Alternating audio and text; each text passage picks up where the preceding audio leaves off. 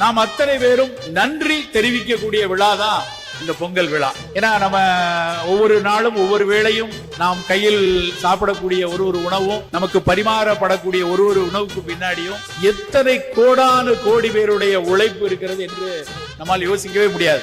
நமக்கு கண்ணுக்கு முன்னாடி தெரிகிற உழவன், அதுக்கப்புறம் அதுக்கு உழவுக்கு உதவி செய்யக்கூடிய விலங்குகள், அப்புறம் அதற்காக இடுக்கக்கூடிய இடுபொருட்கள், இவையெல்லாம் கண்ணுக்கு தெரியும். ஆனால் கண்ணுக்கு தெரியாமல் இந்த மண்ணுக்கு உள்ளே நமக்காக உழைத்து கொண்டிருக்கின்ற கோடான கோடி நுண்ணுயிர்கள் இருக்கிறது. ஒரு கொய்யாப்பழம் சாப்பிடுறோம், அது இனிப்பா இருக்குன்னா, இல்ல ஒரு மாதுளம் பழத்தினுடைய சிவப்பு நிறம் இருக்குன்னா, ஒரு கேழ்வரையில் இருக்கக்கூடிய அந்த கருஞ்செம்மை நிறம் இருக்கின்றால், அத்தனைக்கு பின்னாடி இந்த மண்ணுக்கு உள்ளே இருந்து கொண்டு முகம் தெரியாத, அடையாளம் இல்லாத, பெயர் வைக்கப்படாத பல்வேறு நுண்ணுயிர்கள் நமக்காக உழைத்துக் கொண்டிருக்கின்றன நண்பர்களே.